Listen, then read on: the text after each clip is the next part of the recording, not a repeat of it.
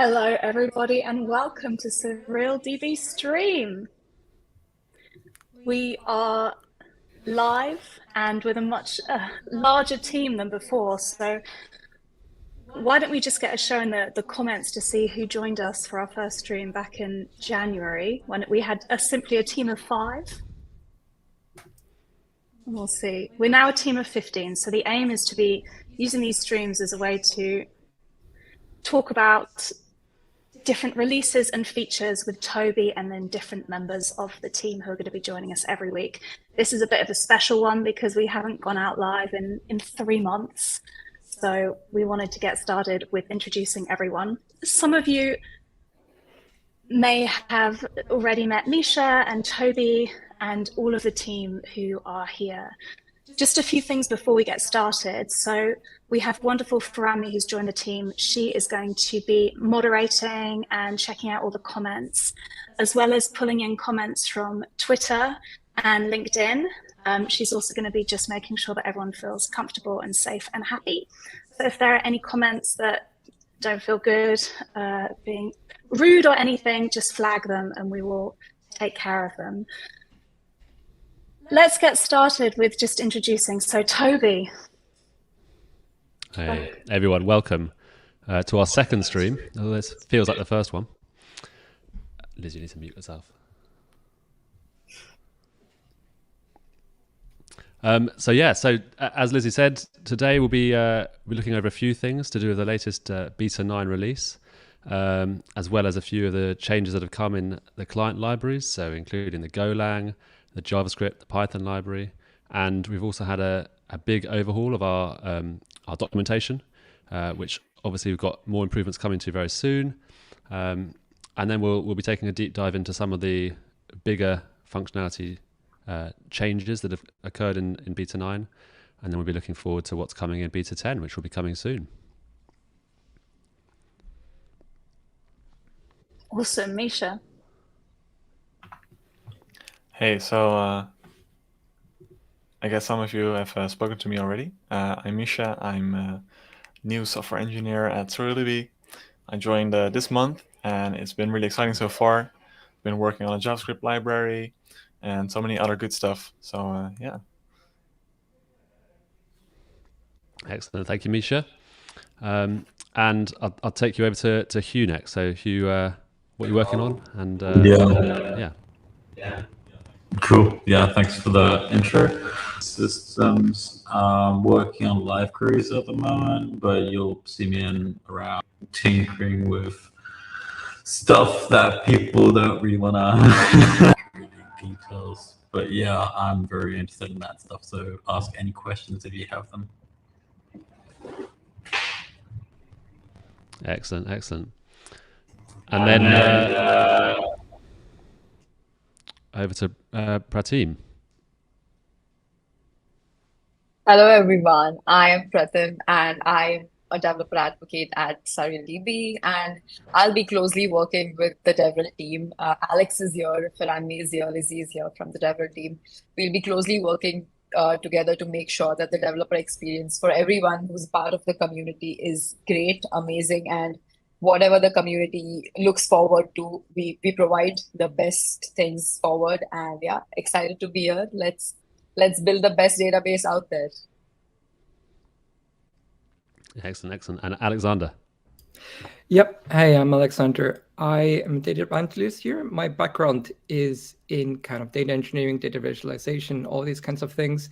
Been working with databases for a while and really excited about what we can achieve with Surreal. Excellent. And Farami, just add you at last. I know Lizzie spoke about you just a second ago, but yeah, just tell us what you're working on. Well, hi everyone. My name is Farami Okafo. I'm social media manager here at SurrealDB, working very closely with the DevRel team. I work in marketing here at SurrealDB. So probably behind the scenes on the accounts and just working on different projects to put all the beautiful stuff we're doing out there. Excellent. So I just wanted to say as well, this is our first stream, which we've linked into LinkedIn, YouTube, Twitch, and Twitter, I think. So if there are any issues, we'll work those out as we go along. Let's hope it all goes smoothly. So yeah. So Lizzie, anything else you want to comment on before we go ahead? No, I think we should probably dive into all the latest releases and features. Yeah. Okay, brilliant. So I think first of all, we'll look at some of the changes to the client libraries. If we just chat around kind of the changes that have been made to the Golang library, the Golang client library, and we've got documentation coming soon for that. So I'll let Hugh and Pratim talk about that, and then also what we're looking forward to in the next couple of releases with that. So who wants to take it away, Hugh or Pratim? Pratim, do you wanna give us the highlights maybe from the Golang? Sure. I'll start and you can end it. We got Hugh, your amazing microphone's doing contributions. something really weird. Is it good now? Is it good now? Cool. Thanks. Yeah, I think we've been very lucky to have amazing contributions from the community. So we already had some contributions in terms of the Golang documentation. So we are currently working on it, and we'll soon be pushing it out and making sure that the driver is up and everyone can integrate SurrealDB using Go. So yeah, we're excited for that. Yeah, totally. And like to the 0.2 version of the driver, it's added a improvements for usability. We want people to use and predictable in their application so that everyone's across the board when they look at examples of snippet language. And as Pratim was mentioning, like we've got community electrics in particular from Discord and get a massive page for our documentation. It's not yet very soon because there are some minor pieces out, and like just the kind of consistency with like the PRs up. Sorry, I understand we're having a few issues with Hugh's microphone, so we will just have a little bit of sort of that. Maybe so in Hugh's defense, Hugh's doing some distributed database testing at the moment, and that seems to have ground his computer to a halt. Even though he got a really good computer, it's so yeah. Like to this that happened 20 minutes ago. It was Thai KB. Am I okay? Hugh, I'm so sorry. Hugh, we're gonna meet you for a bit. It was Thai KB that was slowing it down, wasn't it? Pratim, was there anything to add to that a little bit? Just to continue on what you were saying, there are some changes that we'll be adding to it to make sure that the driver is uniform across the platform. And yeah, we'll be shipping it out as soon as possible. But thank you so much for to Electrics for giving up the PR. And yeah, we'll let the community know once it's up and running. Yeah, and that's really important because we want to make sure that all of our, as Pratim said, we want to make sure all of our drivers are as consistent as possible, that they have all the great and latest functionality, and they're as consistent and similar to each other as possible. So making sure our documentation is up to date, is along with all of our other drivers, is very important. With regards to our Golang client library, and also our Python library, which I'll get Alexander to talk about in a second. These both work against our text-based WebSocket protocol, as well as our HTTP protocol. So there's actually some more changes that I'll be talking about to do with a binary protocol in due course, but I'll let Alexander talk about the latest changes to the Python library, which now works with Beta 9 and with the improvements in Beta 9 and the new documentation, which has been released on the site as well. Yeah, thank you, Toby. Like we said with the Go library, there have been great community contributions to the Python library. And in the latest release of the Python library, we made things a lot closer to the other libraries, standardized the API, and also kind of like strengthened it quite a bit, specifically with the WebSockets implementation. There is also a HTTP implementation that is mostly running, but it needs a few things to kind of bring it into parity. The documentation is already live, and you can view it on the website. And there are some improvements coming down the line when it comes to adding more testing, strengthening types with MyPy, and also later down the line, kind of unified Rust driver, which I think Toby might talk more about. Yeah, definitely. So I think that's the most important thing. So something that Rushmore's been working on for the last 3 months actually is a new Rust client library and API that enables you to embed SurrealDB right inside your Rust application, or also connect to a remote SurrealDB server. And with that change comes a new binary protocol over the WebSocket connection. So the same WebSocket connection, but with a binary protocol. So at the moment, Rust library is the only one that makes use of this new protocol. But we'll be looking to get as many of those improvements into our other libraries as possible. So for the moment, I know a lot of questions on Discord are around kind of, should we connect with WebSocket or should we connect with HTTP? WebSocket is always the preferred way of doing it. It has more functionality.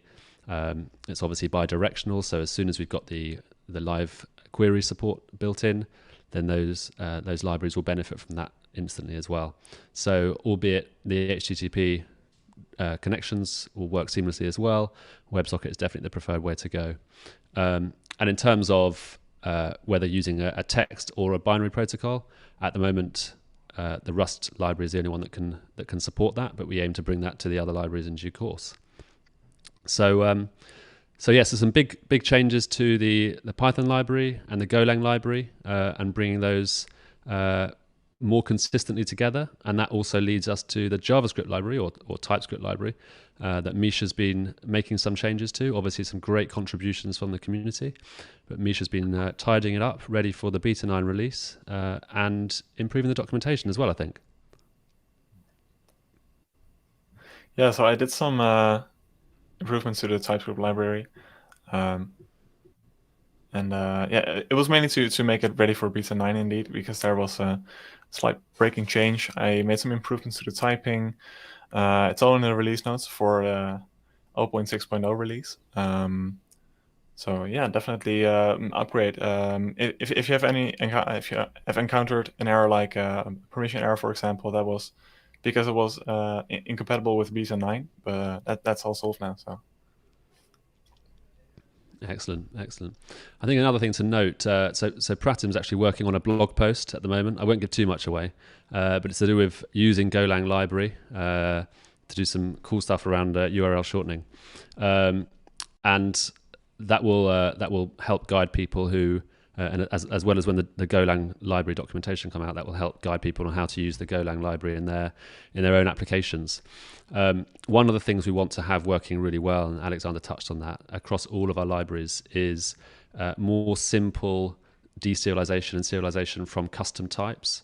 So in Rust, obviously, you have a full type system, and we're working on improving that so that it really converts well into the SurrealQL database types that we use to store data in the database itself. And having that similar functionality in the client libraries, which work with the text-based WebSocket protocol, is definitely an aim for us. So yeah, we're focused on improving our client library experience and adding more client libraries to the mix as well in due course. The intention is, now that we've got our Rust API library, to actually build a C library for it as well, and then enable other libraries such as Elixir and PHP and C itself to be built on top of our C library, which will improve the efficiency of the WebSocket protocol, and improve the functionality in those languages themselves. Excellent. So, do you want to say something?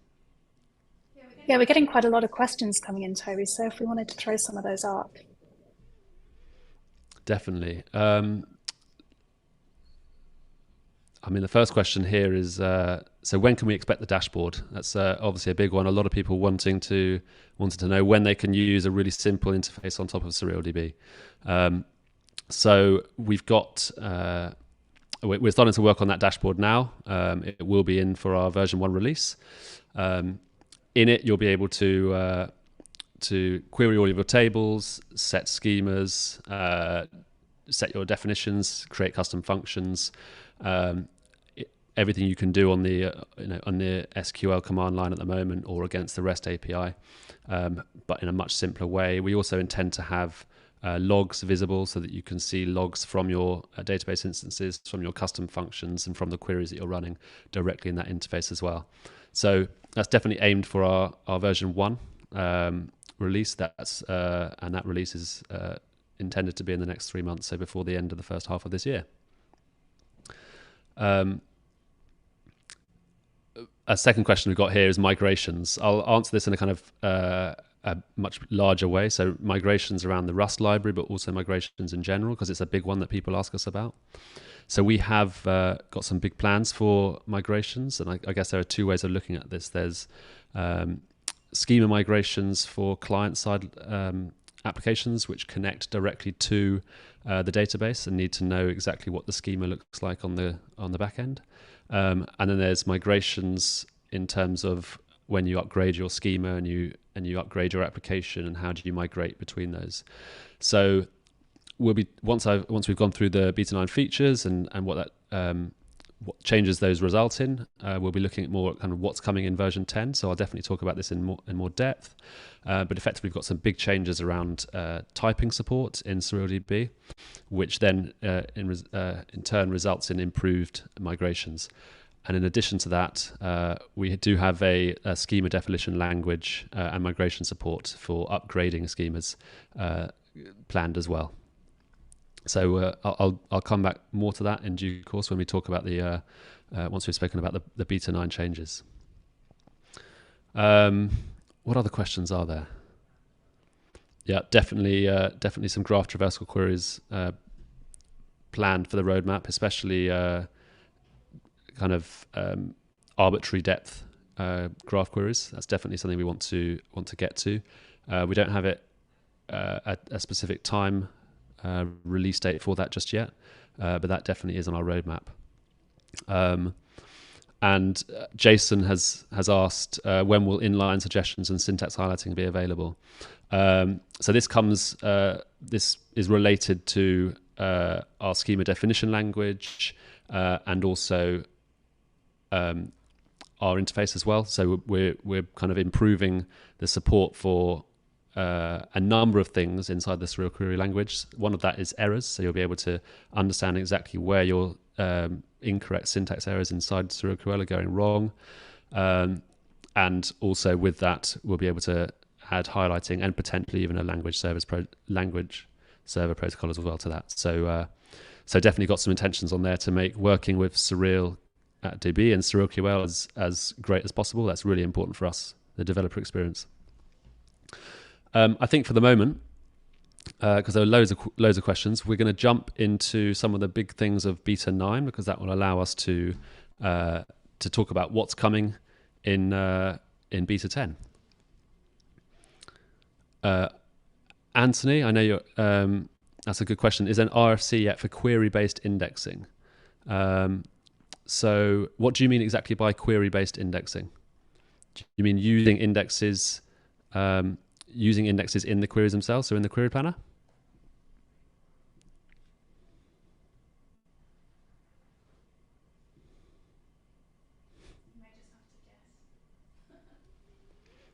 Query optimization, yeah. Okay, so we can. Should we bring Emmanuel up to talk about what Emmanuel's working on quickly, and then so if we bring Emmanuel up. So Emmanuel has joined us, and he as many of you have probably seen from our LinkedIn and from our blog, Emmanuel is working on indexing and full text search. So I'll let Emmanuel talk a bit about indexing, because he is the wizard in that regard. Yeah, thank you. Well, it's quite early, right? I mean, so we are working on secondary indexing. So the topic of secondary indexing is about bringing an index to the key value store, having full text search capabilities, and so this is something that is coming. I don't have a deadline yet, right? We are working now on it. But you can expect full text queries mixed with the SQL language. So it's not going to be something that comes out of the blue externally, but it's something that is going to be built inside the product as secondary indexing. Excellent. Yeah. So to extend on that, Anthony, we've got big plans for indexing. First of all, typical indexes that you see in not other databases. So, being able to index certain columns and fields, which you can do now, but they're not used in the query planner, as you know. And also being able to index embedded arrays, embedded object fields, and things like that. Again, can really do that, but it's not used. So, effectively, what we want to do, we want to try and improve some of the performance aspects of the Rust logic itself, the Rust programming language logic itself, before we implement these query optimizations with the index usage, purely because at that point benchmarking and comparisons will be made. So we want to try and optimize that as much as possible for that point. But it's definitely coming soon. We're working on that a lot. Emmanuel's also, as you said, working on the full text search implementation. So this is our own full text search sitting on top of the key value store, able to scale. Able to scale along with the data sizes and the data needs that you have as a developer or as an organization. And then beyond that, we have intentions to add geospatial indexing in a distributed manner, and then finally vector embeddings indexing. So the ability to store vector embeddings from OpenAI or other AI-based services, and then index those and search them in a easy and efficient way. And another member of our team, Yusuke, who isn't able to join us today, but he's working on effectively being able to update large indexes at once. So processing indexes in the background and enable them to swap atomically once they've finished generating. So at the moment, that with large data sets, and that's obviously an important use case of Surreal, with large data sets, that's necessary so that we can handle updating of tables and indexes behind the scenes without affecting the current applications running on top of them. Actually, that brings us back to schema as well. So it's changing of schemas. In other databases, it can lock tables, it can cause downtime and things like that. With Surreal, we don't ever want that to happen. So indexing will happen in the background based on change data feeds. And then once the index is completely finished building, it'll sync atomically swap in. So yeah, I'll jump to some of these questions in due course because there are a lot coming in. Chris Bruce has said Rust API FTW. Yeah, Rust API is a big one. It enables us to do a lot of functionality on top of this, and we've got some big plans for, as I said before, for the binary WebSocket protocol and the performance that brings, and then obviously around type safety in Rust and how that relates. It's great for development because you can run it locally, and then you can connect to a distributed cluster once in production, and it works the same way. All the API is the same, which is brilliant. And then what about WebSockets from Master? So yeah, all of our client libraries connect over WebSockets. This isn't something we've documented yet because there have been a lot of changes into version 9 with more functionality and more kind of API methods included in it. But yeah, all of our client libraries are built over WebSockets. A lot of the community-based drivers use the HTTP protocols, but WebSockets, as I said, is the protocol that's best supported and has the best functionality. So I think for the moment I'll come back to some of those questions, but we'll jump in with Misha into some of the features in beta 9 and what they result in. So a lot of these features, it's important to add. So some of these feature requests have come from the community, and that is really important to us and really great. Without you, without the community, without your ideas, without your suggestions, obviously your bug fixes and bug reports as well, then SurrealDB wouldn't be what it is. So first of all, thank you to everyone who has submitted ideas, submitted pull requests as well in addition to that, and then submitted bug reports as well. so yeah, so let me jump in. So if you haven't seen it already, one of the it's a very small feature. One of the first features that we added in was the ability to select just a single field from a query or from a table. So if you now use the value keyword before a field name, you now can only select one field, but instead of returning an object with multiple keys, this now allows you to select just that field. Effectively, this will give me an array of strings as opposed to an array of objects with strings. So it's a very small feature, but it's very powerful. Can you remember who suggested this feature, Misha? Not on the top of my head, no. Let's jump back to that then. But yeah, so this is great if you're running select queries within subqueries, and you don't want to have to go and fetch a field from that subquery. You just want to have that subquery return an array of values. Maybe it's an array of numbers or it's an array of strings. So really easily now you can just say, look, I just want to select a value, and that will return that as an array of single fields, which is great. Actually, that was jump down into Juicy on GitHub. Not sure if I pronounced correctly, but excellent. So I'll go through some of the smaller features first, and we'll get to some of the bigger ones in a minute. So yeah, many of you don't know that there's actually a return statement in SurrealDB. We haven't really documented it much yet, but it will be documented more so now because there are a number of ways it can be used. So the first way it can be used is to return just a single object. You can use it as a standard statement along with a select statement, or instead of a select statement. But instead of returning an array, which a select statement always will, because it's always returning potentially the result of a table query, instead the return statement can return an array, a value, an object, or anything else.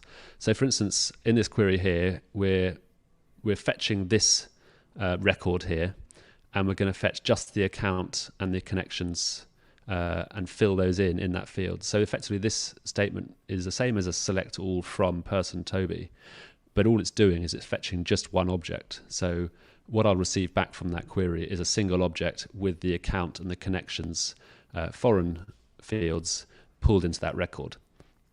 Now, the addition in beta 9 was the ability to add fetch at the end of return statements.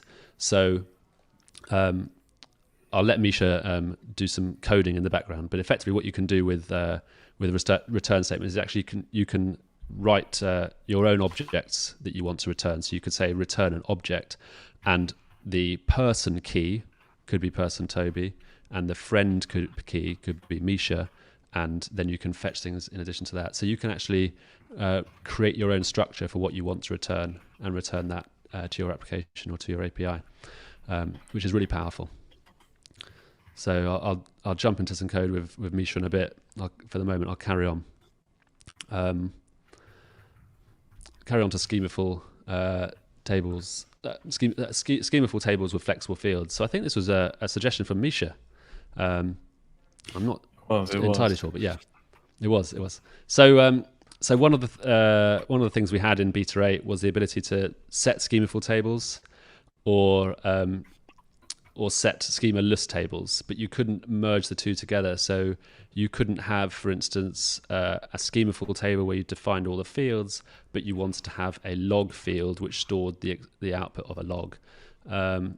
And so this addition enables you to specify flexible fields on a schemaful table. And with that, you can say that this flexible field can store anything. It's an object, or it's a string, or and it can store anything within it, and you don't have to define the structure of that field below that. So this enables you to store arbitrary data that you don't necessarily know the layout or the schema of it up front, but for it to be still sitting within a schemaful table. So that enables you, I think it's best used in log scenarios where you're storing event data or log data, and you don't necessarily know that structure up front. So that's definitely, sorry, the lights in the office just go off randomly, which is a great surprise. So yeah. So do you have anything you want to add to that, Misha? To the flexible fields, no, not really. That yeah. So indeed, I was first going to be building my application with SurrealDB as just a database, and then having an API layer between it. And often that we would have some logs somewhere, so I wanted to push that into the database, and this was just a perfect feature for that. So yeah. Excellent, excellent. I've just jumped back to a question from Anthony Master here on YouTube. So return versus flatten, are they similar? It's an interesting question. So we don't have a flatten keyword in SurrealDB just yet. But effectively the return, I'll go back up to the example. The return statement in SurrealDB is very powerful. And there are a number of ways you can use it. So the first is as a simple statement, along with a select query or an update or a create query. And as I said before, it enables you to return exactly what you want.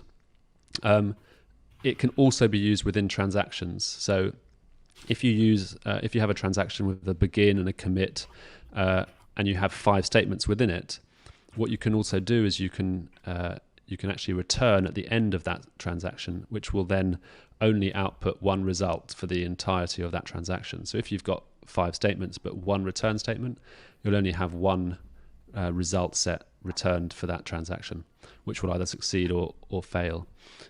So effectively return does allow you to do similar things to how you would do it with flatten, but different in another way, in that you can control the output of that as well. Misha, you don't have an example of that, do you? We could just show. I do have a little example here. So if let me see if I can get my screen in here. There we go. So let's say that you were to select just, let's say that you were doing select everything from person, not a specific person. And if you were to return that, you will get an array with objects for every person, right? Now, if you use that in combination with selecting a specific person, then you will see that you will get just the object for that result, right? So that's a very powerful feature. In addition, I kind of worked out the return bit. So let's say you were just to return the ID for the person Toby record, you would just get back a string. If we were to now also fetch the account, you will just get the record as is, right? And you can even fetch a property from that account record. You'll see that you'll get the username Toby back from there. So definitely, you can also return persontoby.id, which will fetch that record itself. If you create an object, if you return an object, Misha, with 2 keys in it, one Toby to person Toby. So just an object with person Toby. Yeah, actually, just to make it the record ID.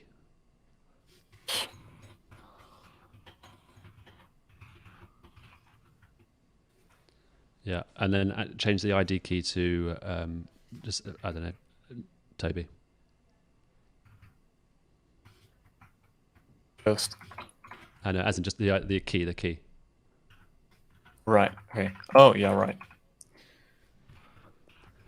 Okay. There we go. Yeah. So effectively, what this enables you to do is it enables you to generate your own return objects, your own return structure from a query or from a let statement. Or from within a transaction. So you could have a transaction that has 3 queries, and you want to return a single result with the result of those 3 queries in an object.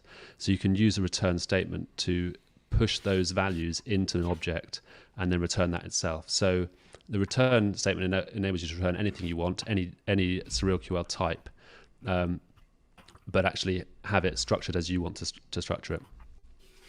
This I'll talk about a bit more in due course, because as we get onto a new feature in beta 9, which is code blocks, is an example project that utilizes some of the features discussed here. That's a great question. One thing we're working on right now at the moment as we speak is the SurrealDB playground. So the playground will enable us to have full-on example data sets, which you can run in your browser without having to spin up SurrealDB server or anything, or run it in code. You'll be able to test out queries. You'll be able to send queries, copy and paste them. It'll work with, there'll be a large amounts of data in the demo data set for testing graph queries and time series based range queries, and for key value based updates and everything like that. So we've got that planned so that it's really easy to, first of all, give demos from our side, but also to share solutions or suggestions, or to find out how you're using it, how the community is using it, and anything that they might have spotted that should be changed, or a suggestion. Basically, get a guest for SurrealDB. So that's the plan. Let me just jump back onto my screen then. Cool. Right. So,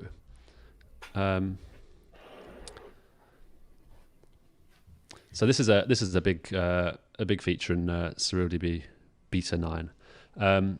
Code blocks. They don't seem like a big feature, but they're very powerful in what they can do. So effectively, code blocks, which are created by an opening squiggly bracket and a closing squiggly bracket, so similar to an object. These enable you to write any logic and to process queries, but then only return a single value at the end. So you can use this almost anywhere, but running a code block will only ever return one value or one response. This enables you to do custom logic. Misha, you dive into how it's saved time on your side and what it can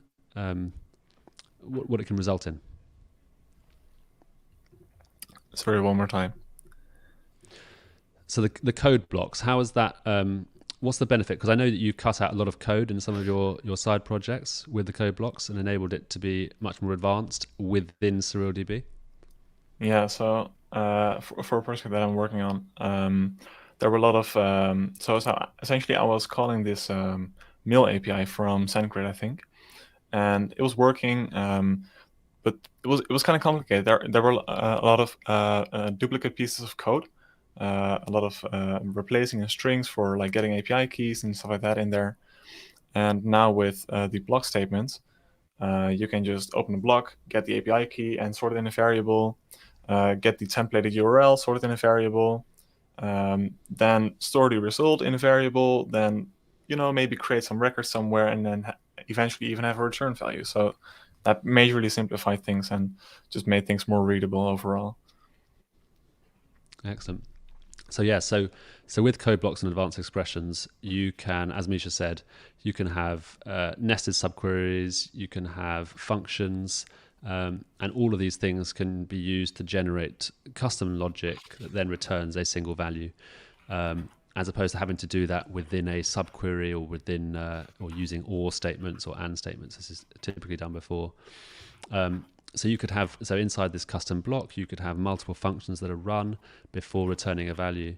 That's another slight change that isn't really documented on the releases page in Beta 9 is the ability to chain things after each other. So I'll jump onto Misha's screen in a second, but effectively after that, this line here, so after this line here, we could actually change that and say, look, I only want to receive the first value from this subquery. I don't want to receive everything. So we can now change and use an array index operation at the end to get just that first value from the sale. So I'll jump onto Misha's screen and we'll just demo exactly what you can do there. So exactly. So in here, you can see Misha's got a subquery with a select clause where he's looking for just the account value. But instead of receiving the whole array, we actually just want to see the first item. So we can now use an array index at the end to get just that first value directly after the subquery. Now this is possible in a number of places. You can do it immediately after an array. and it's one of the things that we're looking to improve so that we can actually add chained methods onto the end of values. So for instance, if you've got a string, instead of having to say string uppercase and then the value, you'll be able to put value dot to uppercase. So you'll be able to chain methods onto types, and only the types that are available, only the methods available on those specific types will be available. So exactly as Misha's written on line 5, this isn't available just yet, but with the changes in beta 9, this will enable us in the next version to add chain methods right onto types in SurrealDB. Yeah, so we've had a couple of questions on YouTube and Discord about what program that was Misha's using here. So this is Surrealist, built by the community. Stylus, there you go. There's the link. So check it out. It's a awesome program that enables you to connect to an in-memory server, to connect to a remote server, and to see your tables and run queries directly against the database. So definitely check that out. Excellent. So let's jump back into the next feature. So along with these blocks, one thing that we can now do is create custom functions, and this is a really big one because this enables you to actually build some really complicated and advanced logic right within the database. So these look similar to a JavaScript function, but instead of running a JavaScript runtime and running code within JavaScript, these are actually completely run in SurrealQL, so they're much more performant than spinning up a JavaScript instance every time. Inside a custom function, you can have any value you want. You can run other functions. You can use let statements, select statements. You can return statements as well, so returning a value once you've got it. You can create data. You can update data. So these enable you to do everything. You can use HTTP functions to get a value from a remote API before you use that value inside your database. So really powerful custom functions that allow you to do some very advanced things with your own business logic. They're also typed, so every argument to a custom function is typed with a specific type. So you can use an any type. Vice versa, you can say, look, this first argument has to be a date time. This second argument has to be a float, and this third argument has to be an integer. So you can specify exactly what types you expect in your custom function. So custom functions are available now. You can add as many custom functions as you want onto each database instance. They are currently prefixed with the FN keyword. And I think, not quite yet, but in beta 10, we've had a slight improvement to these. You can actually namespace them as well. So you can use the double colons here. So you can actually use these within the function name as well if you want to group your custom functions together into groups. Love that comment. Thank you. Yeah. We've heard a lot about Oracle procedures and Neo4j procedures. And one thing that's really important to us at Surreal is to really make it easy and flexible for developers to add their own custom logic right to the database and run that logic right against the data. Yeah, I mean, Anthony Master, that's a great point. So a lot of people don't know about some of the functionality that exists. So effectively here, this is it's not, I wouldn't call it quite pattern matching, but effectively if this array here, where the actual values from the each person record match this array where the values are passed in from these arguments, then that's actually a good way of selecting data. So it's much more concise than saying where first equals first and last equals last and birthday equals birthday. And so because an array always matches an array if it has same values, and an object always matches an object if it has the same values in SurrealQL, you can do excellent and very easy pattern matching on those values or on any value within SurrealDB. So it's very possible, very powerful. Pool valor, yes, at the moment we need to start every function name, every custom function name with an fn : : as I said, in beta 10, we're adding the ability to have multiple colon groups within that. So you can have fn : : person : : get. And that will be coming in. We made that change just after we released beta 9. But effectively, this enables us to separate custom functions from built-in functions. Effectively, a custom function is stored on the database and therefore uses a database request to actually get that function definition. So we need to always know that a function is custom. Otherwise, we're using up resources without knowing. So it's always better to know exactly how a custom function is defined. So RV Dend has asked, can you make an example where you do a recursive lookup on a table with rows that refer to other rows? I'm going to let Misha work that one out. With futures, but I'll let Misha work that out. Might have an example somewhere. Okay, brilliant. Misha, do you want to work that out while I jump back through some of the other things? Just going to look it up real quick. So one small change that doesn't seem that big, but is quite powerful, enables you to do some quite advanced functionality, is the ability to use the input value in defined field statements. So there are now several variables that are available on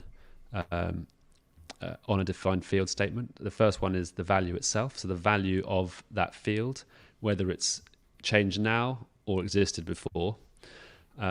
There's the before value, which is what the field looked like before any data was changed, and there's the input value, which only exists if the user has specifically set that value on this request. So with those three values, you can do some advanced things. So as you can see in this example, here we're asserting that if there is an input, then the input the user has put has to match a certain regex. Otherwise, we just allow it because there's no input, so they're not changing this field. And therefore, we're going to set the value and we're going to prefix it with a name if there is an input. Otherwise, if they haven't set it this time, we'll just default to the value that was already set before. So effectively what we can do here is we can do checking of any inputs before it's actually set in the database. But in addition to that, we can also change that value so that the value that resides in the database after the update is actually different to what the user input in the first place. So a very small change with the addition of a new variable, but that can enable some quite advanced features if you want to clean or kind of process your data as it's set into the database. Misha, you got anywhere on that example? I'm working on it. Okay, I'll come back. So another thing which was requested by the community, the ability to define parameters. So these parameters can be defined on the database, as many as you want. They can be any value you want. So they could be a string. For instance, here we've got a Stripe, a URL to a Stripe endpoint. They could be a block of code. So you could actually have a piece of code that's evaluated and then stored as a parameter. Effectively, you can use these API keys anywhere around the system. They have to begin with a $sign to differentiate them from a field name. But these can be used inside events. They can be used inside any query that you use on the database. You can override them as well. So if a user or if your code decides to override that value, then you can also override that with a let statement and use that subsequent value in due course. Ayub's asked, I'll just show this at the bottom. I've seen a rise of vector types, vector databases that helps the AI field so much. Will we see this in SurrealDB soon? So I mentioned this briefly at the beginning. We've got 3 different types of indexing. We have normal indexing, as you see in other databases. We've got full text search indexing, as you might see with databases, instances like Lucene and stuff like that. And we've got vector embeddings coming as well. So these will enable you to index arrays of floating point numbers efficiently on the key value store and be able to search through those efficiently and at speed as well. So one of the things we've got coming in the next version is improved typing, which we'll talk about if we've got time at the end. Misha, how are you getting on with that example? Almost there. Okay. Misha's basically building a software as a service app here, right? We'll come back to him in a minute.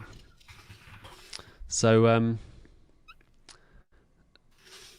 two big features that we'll get onto. So with beta 9, there's now new functionality where you can actually select ranges of records. So for instance, using complex IDs, where you can actually store arrays of values for a record, you can now query efficiently between certain ranges. So you might want to say, I'm storing temperature values for London, and I want to store it every second of the day, but I only want to receive the 100 records that exist for London between an hour ago and now. So this enables you, without indexing, to query particular ranges really efficiently, without lookups or without indexing. Go straight to the underlying storage engine and retrieves those values. So it's very, really quick and doesn't rely on any indexing on top. So effectively, it is a kind of custom index that you as a developer can decide if you want to store your data in that way. So as a developer, if you know that you need to query your data in a particular way, maybe you need to index it by certain values in that record, then you can store those values directly in the ID, and you can query and select ranges of records based on those values. So it's really powerful and enables you to do time series based querying on your data. And then finally, we spoke about it a bit at the beginning, but here's a really short snippet of the new Rust API. So obviously, being built in Rust, it's got full type safety. Using SURD, we can serialize from custom types. We can deserialize into custom types. We can connect to local engines, memory, RocksDB. We can connect to remote engines over WebSocket or HTTP. All of those engines have the same functionality. Obviously different performance guarantees, but they have the same functionality.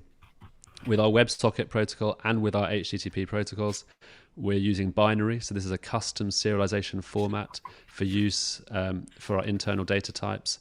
And this means that we're using a really concise format when we go between client to server over the network wire. So this is really really great release. We're really excited to what we see being built on top of here, and what we ourselves are gonna build in terms of client libraries on top of this.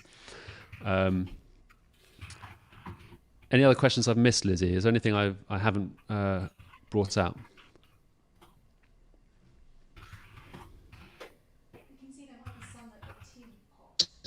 The team have popped up and seen if anyone wants to pop up and answer some of them. Alex, did you have one that you were mentioning?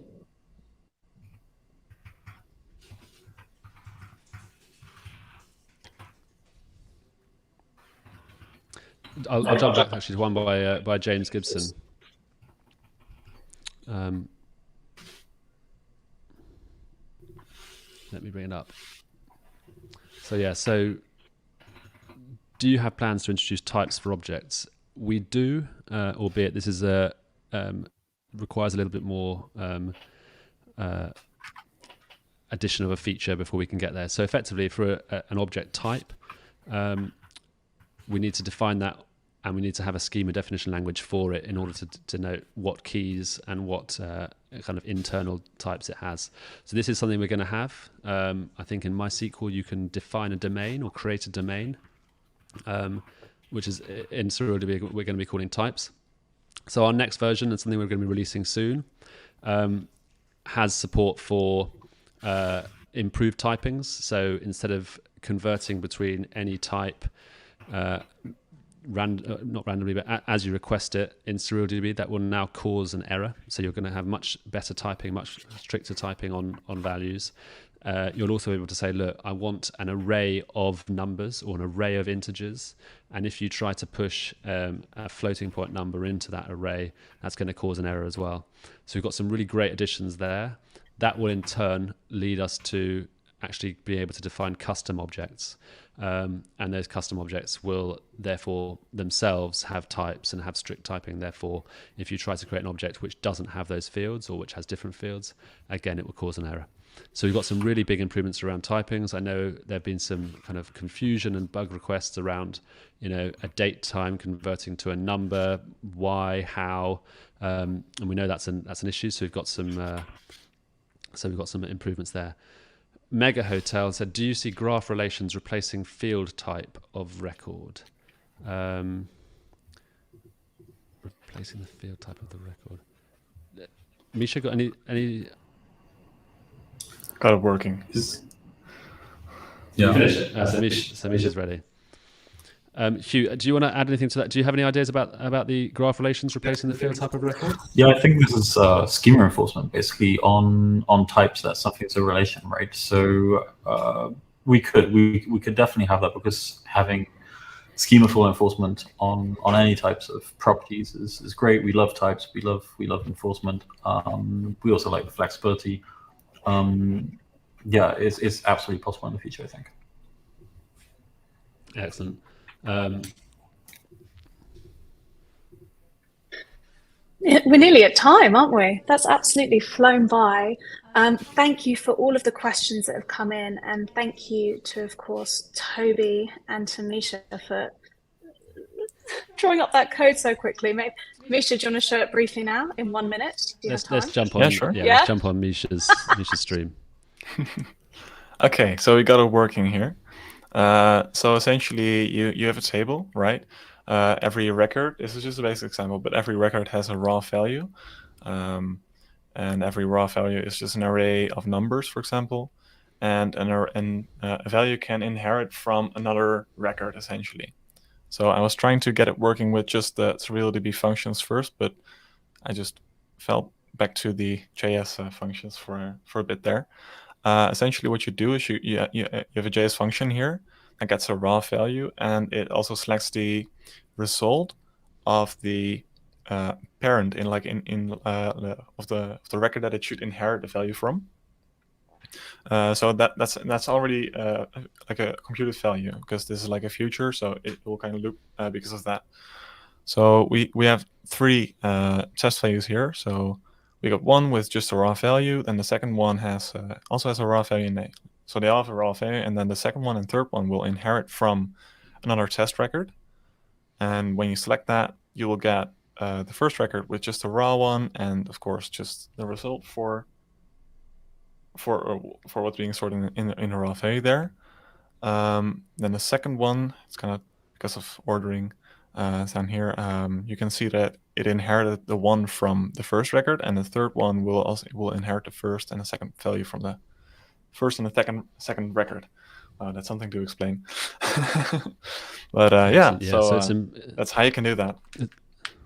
Brilliant, thank you for that. I mean, it's important to note as well that these futures, they're only generated or processed when you read out the that result to the end user. So when a user actually requests that record, that's when that is processed. It's not processed when you write to the record. It's processed when you read from and query that record.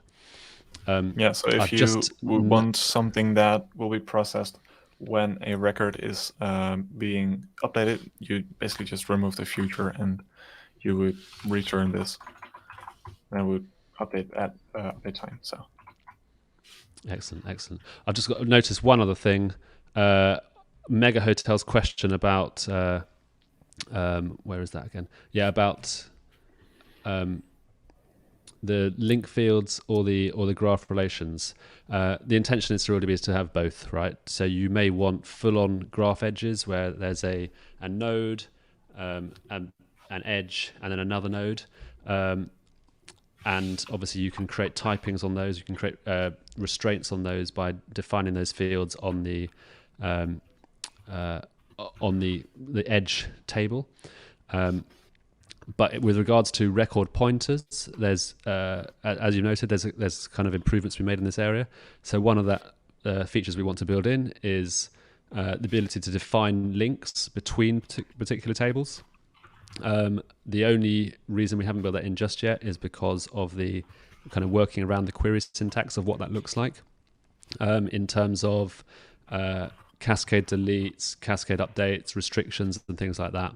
But effectively, that will allow us or allow developers to prevent records from being deleted if other records are pointing at them or if they point at other records. And it will mean that you're not having to use events to add this record ID to another record when you're adding it or updating it. So that is definitely planned before our version 1. We're just trying to work out the best syntax with regards to the cascading deletes and updates.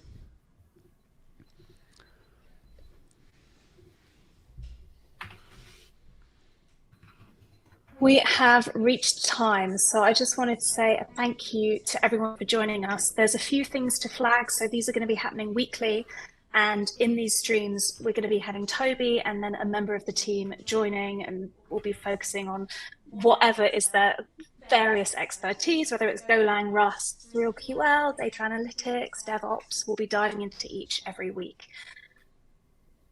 We will post the link shortly, and we also really want to hear from all of the community. So I'm just sharing a link to the Typeform where you can, and we'll post it out on various socials, you can submit your cool project that you've done and apply for a 10-minute speaking slot so we can share it with the wider community about it.